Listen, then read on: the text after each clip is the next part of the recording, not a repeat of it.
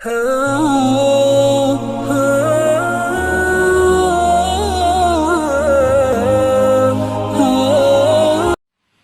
حبیب کریم سید عالم صلی اللہ علیہ وسلم نے فرمایا، اللہ کریم نے بندے کو، مخلوق کو پیدا کرنے سے پہلے جو تحریر سب سے پہلے لکھی تھی نا، اللہ نے اپنے پاس جو جملے سب سے پہلے لکھے تھے بندے بنانے سے بھی پہلے، وہ فکر یہ تھے کہ ان رحمتی سبقت اعلی غضبی، رب کریم نے لکھا تھا بے شک میری رحمت زیادہ ہے، میرا غضب زیادہ نہیں ہے۔ اس نے لکھا تھا کہ میری رحمت ہمیشہ میرے غضب پر غالب رہے گی، غلبہ رحمت کا ہے۔ سنیں بڑی پیاری حدیث، بڑی خوبصورت حدیث، کنز المال میں دیگر کتب احادیث میں ہے۔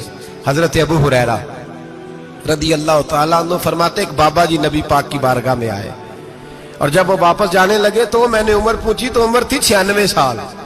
کہتے ہیں بزرگ جب آئے نا تو یہ بھویں جو ہے نا ان کی سفید ہو کے تو یوں آنکھوں پہ آ گئی، بڑی چھڑی بابا جی نے پکڑی ہوئی اور دونوں ہاتھ پکڑ کے نا چھڑی کے اوپر جھکے ہوئے ہیں ایک جانب، قربان جاؤں۔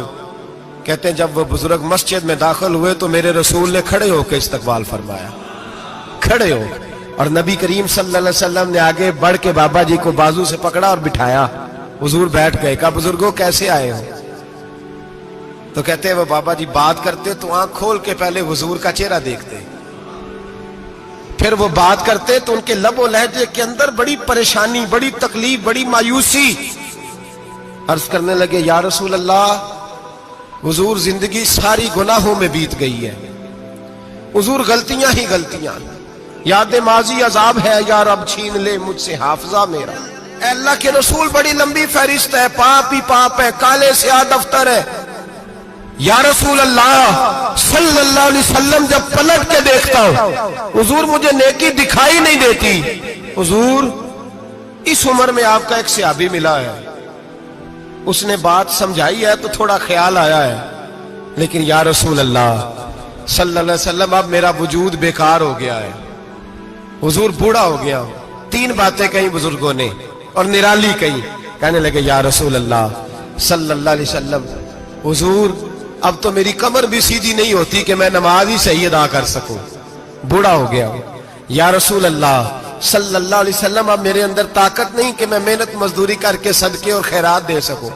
یا رسول اللہ صلی اللہ علیہ وسلم اب میں تلوار لے کے جہاد بھی نہیں کر سکتا، حضور نہ میں لمبی نمازیں پڑھ سکتا ہوں، آقا نہ میں صدقات و خیرات دے سکتا ہوں، محبوبہ نہ میں دین کے لیے کوئی جہاد کر سکتا ہوں، بیکار وجود ہے، بیکار۔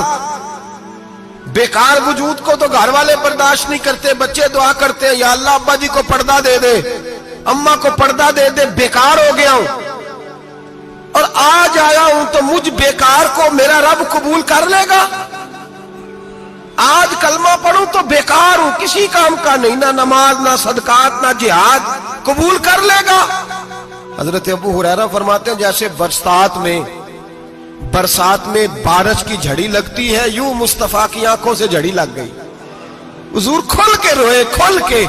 اور میرے حبیب پاک نے فرمایا بزرگوں بڑے مجاہد ہیں، دین کے لیے جہاد کرنے والے بڑے ہیں، رب کریم کو آپ کی تلوار کی اتنی حاجت نہیں، اور فرمایا اس کے خزانے کوئی خالی تو نہیں کہ آپ ہی گویا صدقہ دیں گے تو بھرے جائیں گے، اور فرمایا پھر رب کریم کی شان میں اضافہ نہیں کرتی عبادتیں، وہ تو بندے کو نفع دیتی ہیں۔ میں بزرگوں نہ آپ جہاد کریں نہ آپ صدقات دیں، لا لمبی نمازیں پڑھیں، آپ صدق دل سے آ جائیں، اللہ کے رسول کا وعدہ ہے رب آپ کو بغیر حساب کتاب جنت عطا فرما دے گا۔ آنا تو شرط ہے کہ نہیں؟ آئیں تو صحیح، نہ پہنچے تو صحیح، آ جائیں، اس کو نہیں عادت صدقات و خیرات کی، جہاد کی، تبلیغ، آئے تو صحیح نا۔ ان العبد اذا اعترف ثم تاب تاب اللہ علیہ، میرے حبیب نے فرمایا بندہ جب رو کے کہتا ہے نا یا اللہ غلطی ہو گئی معاف کر دے، فرمایا میرا مالک اسے فوراً ہی معاف فرما دیتا ہے۔ تو آ تو صحیح، تو آتا ہی نہیں، تو آ ہی نہیں رہا، تو گھر میں بیٹھا ہوا ہے، تو سویا ہوا ہے، تو دکانداری کر رہا ہے، تو پیسے گن رہا ہے، تو آیا ہی نہیں، آ تو صحیح۔ بلکہ میرے نبی پاک فرماتے ہیں جب اللہ پاک کا بھاگا ہوا غلام آتا ہے پھر تو اللہ زیادہ راضی ہوتا ہے، پھر تو اللہ زیادہ راضی ہوتا ہے، زیادہ راضی ہوتا ہے، تو آ تو صحیح، پہنچ تو صحیح۔